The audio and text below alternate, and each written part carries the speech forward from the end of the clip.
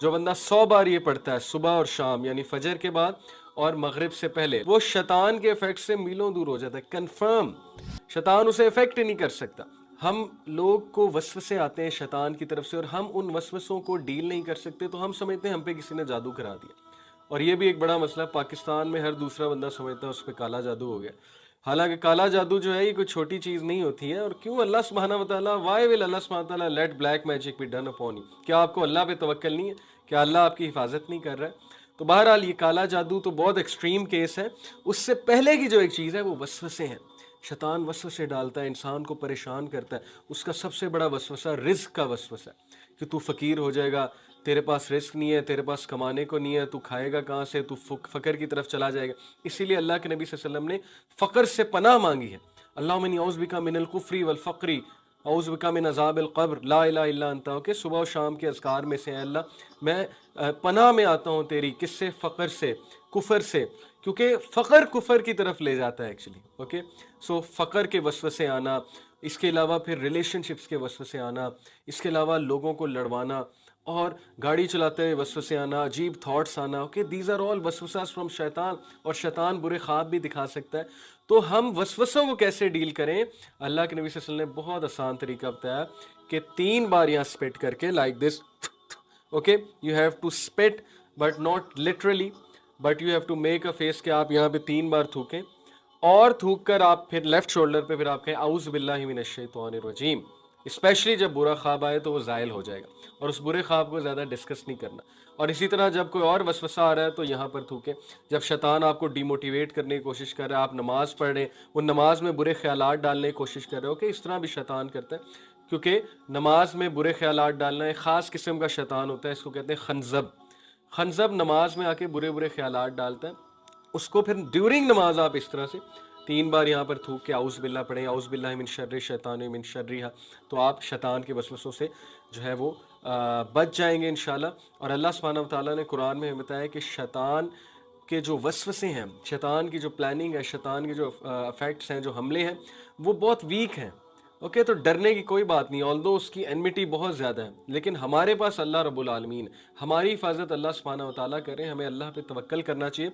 और अल्लाह ने हमें एंजल्स दिए हैं हिफाजत के लिए। ओके, और अल्लाह ने हमें नमाज दी है, अल्लाह ने हमें जिक्र दिया, अल्लाह ने हमें सुबह और शाम के अज़कार दिए। जो बंदा 100 बार ये पढ़ता है सुबह और शाम, यानी फजर के बाद और मगरिब से पहले, ला इलाहा इल्लल्लाह वहदहू ला शरीका लहू लहुल मुल्कु व लहुल हम्दु व हुवा अला कुल्ली शैइन कदीर, वो शैतान के इफेक्ट से मीलों दूर हो जाता है। कंफर्म शैतान उसे इफेक्ट ही नहीं कर सकता। घरों में लड़ाइयों की बहुत बड़ी वजह शैतानी इफेक्ट्स होते हैं। नबी अकरम सल्लल्लाहु अलैहि वसल्लम ने फरमाया कि जो बंदा घर में एंटर होते हैं अस्सलाम वालेकुम रहमतुल्लाहि व बरकातहू कहता है ऊंची, वहां पे शैतान एंटर ही नहीं हो सकता। जो बंदा दरवाज़ा बंद करते हुए बिस्मिल्लाह पढ़ता है, शैतान उसे नहीं खोल सकता। जो बर्तन यूज़ करते हुए बिस्मिल्लाह पढ़ता है, शैतान उस बर्तन को यूज़ नहीं कर सकता। ओके, जो खाना खाते हुए बिस्मिल्लाह पढ़ते हैं, तो बिस्मिल्लाह इटसेल्फ इज़ नेम ऑफ अल्लाह, और बरकत ही बरकत है। तो इसलिए ये सारी टिप्स अल्लाह के नबी ने हमें दी। फिर वॉशरूम यूज़ करते हुए अल्लाहुम्मा इन्नी औज़ु बिका मिनल खुबुसी वल खबाइसी, लेफ्ट पैर पहले रखें, दुआ पढ़ें। शैतान कुछ भी नहीं कह सकता। शैतान की नज़रों से आप ओझल हो जाते हैं, गायब हो जाते हैं, वो आपको देख ही नहीं सकता जब आप ये दुआ पढ़ लेते हैं। राइट, इसी तरह सीधे हाथ से खाना खाना, सीधी चप्पल पहले सीधे पाँव में पहनना, पाँवचा जो है वो शलवार का है, पैंट का पहले राइट यहाँ से शुरू करना, ये सारी चीज़ें अल्लाह के नबी सल्लल्लाहु अलैहि वसल्लम ने हमें बताई हैं शैतानी इफ़ेक्ट से बचने के लिए। फिर घर से निकलते हुए दुआ करना, बिस्मिल्लाह तवक्कलतु अला ला इलाहा इल्ला कुव्वता इल्ला बिल्लाह। शैतान के इफ़ेक्ट से इंसान बच जाता है, अल्लाह सुब्हानहू व तआला उसकी हिफाजत करते हैं। फिर रात सोने से पहले मोवज़तैन पढ़ना, कुल औज़ु बिरब्बिल फलक, कुल औज़ु बिरब्बिन नास, और इसके साथ सूरह इखलास, ये 3 बार पढ़ना। 3 बार पढ़ के इस तरह हाथ बना के फूंकना और अपने पूरे जिस्म पे फेर लेना, बिस्तर पे फेरना। सवाल ही नहीं पैदा होता शैतान को इफेक्ट करे आप पे।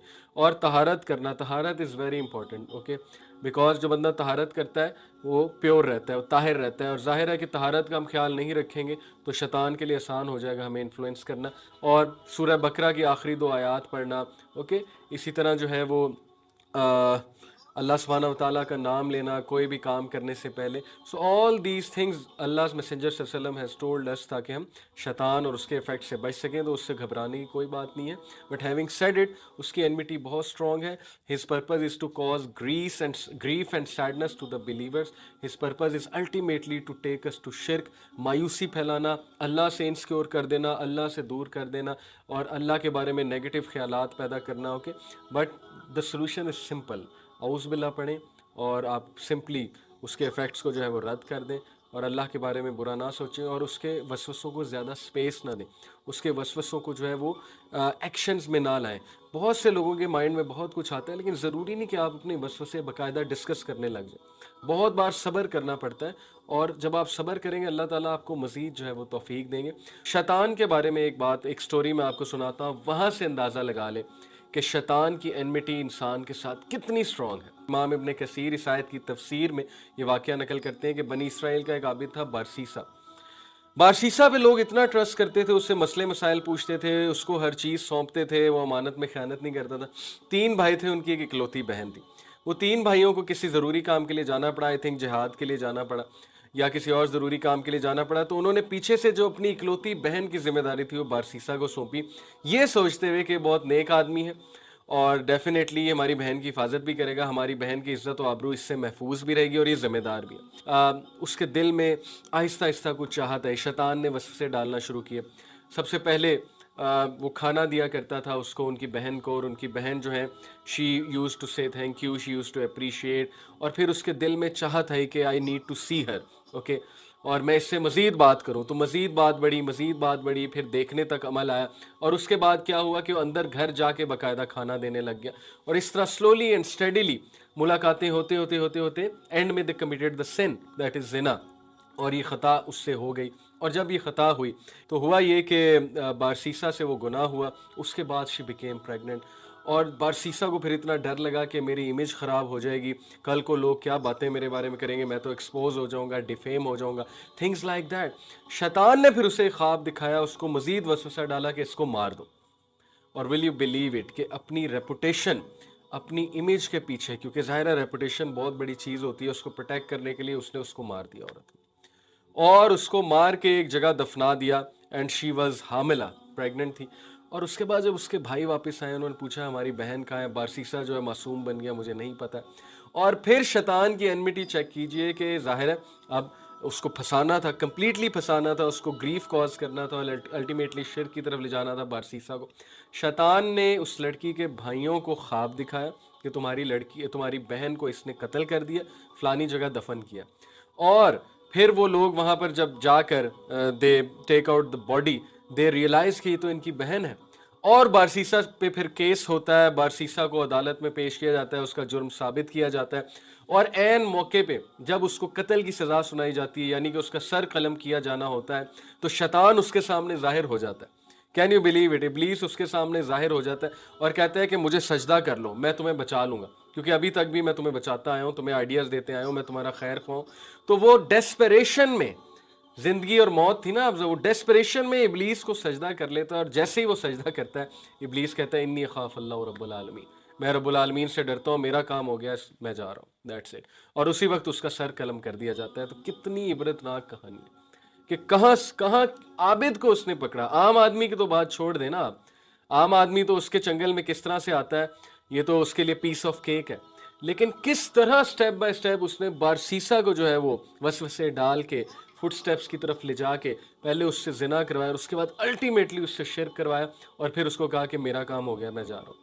तो बहरहाल इस सारी एपिसोड में मेरा बताने का मकसद था कि शैतान के इफ़ेक्ट से हम कैसे बच सकते हैं, क्योंकि ज़ाहिर है कि हम शैतान की इतनी बातें कर रहे हैं तो कहीं हम लोग डर ना गए हो, तो डरने की कोई बात नहीं है। बेशक वो दुश्मन तो हमारा बहुत ज़्यादा है, लेकिन अल्लाह सुब्हानहू व तआला का, अल्लाह सुब्हानहू व तआला उसके रब हैं और वो अल्लाह सुब्हानहू व तआला की मखलूक है, he can't do anything okay except by Allah's permission. So you have to trust Allah, you have to have tawakkul in Allah and you have to take care of all these things जो मैंने आपको कहा है। इंशाल्लाह आप उसकी खबासत से और उसके वसवसों से, उसकी मैकिनेशन से बच जाएंगे।